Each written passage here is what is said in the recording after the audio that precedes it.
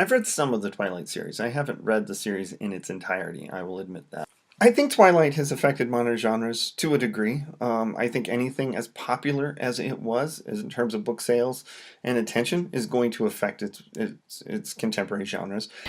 Well, I wouldn't say it's great literature, but it is a book, so we should give it some credit that it managed to get into publishing and give most writers feel good about themselves that one day I will get published. It felt like in the first 5 years since Twilight, there was this romanticizing of the genre that maybe became more prominent than that. It hasn't felt like it has necessarily affected the pop culture long term in any significant way in terms of its effect on genres or its effect on pop culture in general. But I do think within that first 5 year period, that sense of a romantic story, that sense of merging romance and teen fiction and the supernatural certainly did have its impact. I think it would be impossible not to. If I'm a writer trying to do well, and there's this book that has made just a remarkable amount of money, there'd be something from that book that I might want to see how it could be incorporated into the thing that I'm doing. So I think it makes sense that there would have been that level of impact, at least for the short term. I think in the short term, Twilight probably did affect the way we looked at vampires. Well, as a writer, I believe in total freedom because if you try to live it yourself, then it's kind of hard to work. But as a fan, it is kind of annoying when people take liberties and say, no, my way is this way. And most of the impact that came from Twilight initially was sort of dismissive of the way that she was playing with some of the tropes of the vampire mythology, specifically the sparkling nature and it still doesn't change the myth, because even today in Transylvania, which is ethnically Hungarian, there are still vampire ceremonies being carried out. In the hills, you go at midnight. You, with the permission of the family even, you take up the body. And you can see what you want to see, but the signs will be there of vampire. You stake the person through the heart to the ground. You cut off their head. You lovingly put back the flowers in the dirt in the grave and you bury them again, and you go home and you sleep safe. And nobody talks about it, but it's still done. There are still vampire legends alive in the Carpathian Mountains, you see. If you want to be an expert in vampires, don't stop at Twilight. Continue on with definitely Bram Stoker, but go back in history. Go around the world. Look at the myths. In Ireland, they're not even called vampires, but they have the same evil, monstrous things that they do. But I also want to talk about the werewolf part of the story. I think it's a disservice to Pacific Northwest Native American tradition to call the werewolf an Indian legend, because it's skinwalker. Werewolf is a legend from Europe. Skinwalker is different, and it is also alive and well. It is, I don't believe it's in the author's purview to talk about such a sacred part of Native American culture in such a cartoonish way.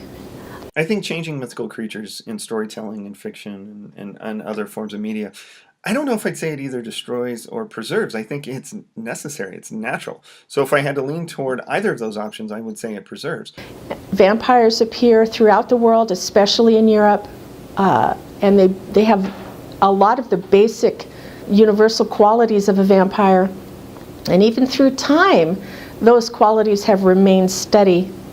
And to change them through literature, to add, subtract, sparkly skin, emotional attachment, I think it's fine for a fluff story, and it's not going to damage the value of our myths, because no matter how many times you try to commercialize a monster, and we've done it lots of times.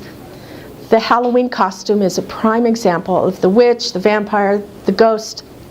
We've cutified them, we've bedazzled them, And they're very popular and they're very fun, but down deep, there is still a dark, visceral myth, that legend, that supernatural thing that the story is attached to. It cannot ever go away because that's the story. And no matter what you do to amplify this or that quality or underplay the darkness of it, like in a Halloween costume, behind the mask is still the monster lurking there. And it represents, I think, that fear that all humans have, most humans have, of the unknown. These things have to change because we have changed. The people that we are right now as a culture are very different than the people that we were 25, 30, 40, 50, 100, 200 years ago. I think that it is necessary to make these changes in order to reach the audience that an author or a storyteller of any type wants to reach. So I think there has to be changes to characters like this. And I think in the most successful media, especially dealing with a creature like a vampire, that each storyteller kind of changes it to fit in with the audience that he's telling the story to and with the story that he or she wants to tell. So I definitely think that it's going to do more to preserve, but it's also just a natural balance of storytelling. We need diversity, we need readers, we need writers, we need to have creative freedom, because with censorship comes death. With censorship, you get a dictator. I think the definition of what a monster is can be very, very challenging. So I think having a monster that is misunderstood definitely can be a trait that a monster can have, because a monster can be many, many different things. I think adding complexity to a creature like a monster is not necessarily a 21st century thing. I think it's something that we've seen in some storytelling of the 20th century. But I definitely believe that having complexity to our characters is an important stage to creating them and to being something that an audience is going to care about. And I think that we are, as an audience today, we're discriminating. We want to see creatures that are complicated. I don't think we're particularly interested in the brainless, mindless, villainous beast. I think we want to see something that captures something of humanity within a monster, in addition to the heroes that we might be looking at in a story. So I don't think that taking away simplicity in a monster takes away the idea of it being a monster. I think that adding complexity certainly can make something scarier in its own way. It depends on what story you're going for. Definitely there is a place for the misunderstood hero, and I mean every villain is the hero of their own story, depends who you're telling the story from. But still, there are very evil people in the world, and just saying, look, here are their reasons, doesn't justify everything they've done. If you look at probably some serial killers, you can justify, yeah, there's mental problems, but still they did a lot of horrible things. Or people who weren't have mental problems who did a lot of horrible things. What's their excuse? It's definitely a good example of, well, if I'm good looking and I have a sob story, then I can get away with anything. That might be one excuse people could do. That doesn't really mean that every villain should fall in that category, because if everyone does it, then after a while it's going to be like, oh, what's your excuse now? Most fiction category where, oh, they can totally be redeemed and now they're our best friend, and which doesn't work in every story and is not really realistic. Yes, people can change, but you only have a limited view of your book. I definitely feel that having issues having complexity is not something that's going to take away that monsterness. It's going to make the character more interesting. And at the end of the day, in storytelling, that's what we're going to care most about.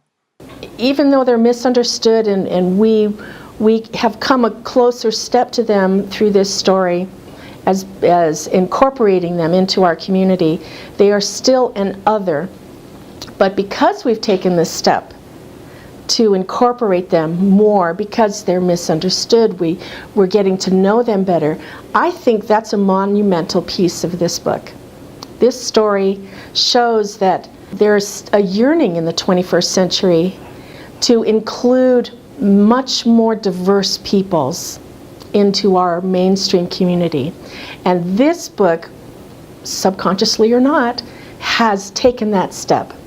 We now look at monsters, at people who are different than the normal majority, and we want to be more empathetic toward them. We want to understand them more. We want to accept them more.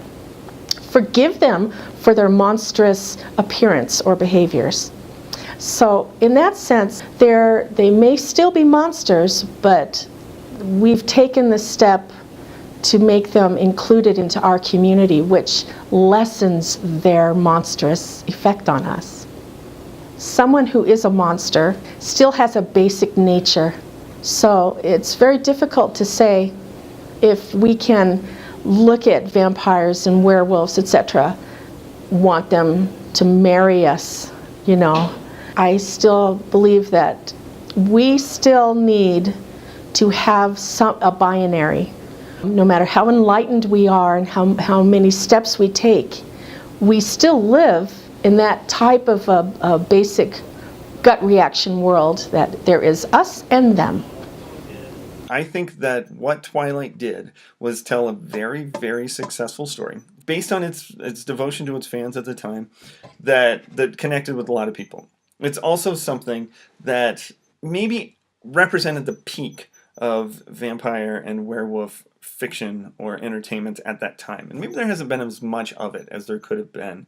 Things like that we're going to have a period where, whoa, vampires, super awesome, and then we're going to kind of get less interested in that. Right now, there are no fewer than about 5 time travel shows on TV. Maybe time travel is what's more interesting right now. It's representing something of the culture, something of where we are. It might be hard for us to fully tap into what that means. If we know anything about the popularity of creatures like werewolves and vampires, is that interest is going to continue on. And maybe we're not going to see as much of it in the aftermath of Twilight. Maybe in the next 5 years, we won't necessarily see a lot because it sort of might feel like it's been played out. Maybe new things are going to come in. But that doesn't mean that in 10 years there isn't going to be something else that's going to rekindle this interest in vampires and werewolves. Those are very universal things, it seems, things that have captured many generations in their level of interest. Who knows what those storytelling renditions of vampires and werewolves will be. They might be very different than anything we've seen before. Maybe Twilight had a short-term effect, but I think it had less to do likely with the storytelling aspect of Twilight, the quality of the writing of Twilight, than the consumer's interest in any one thing over a short period of time. So I would think that vampires will have their day again. Well, we'll just see when it happens.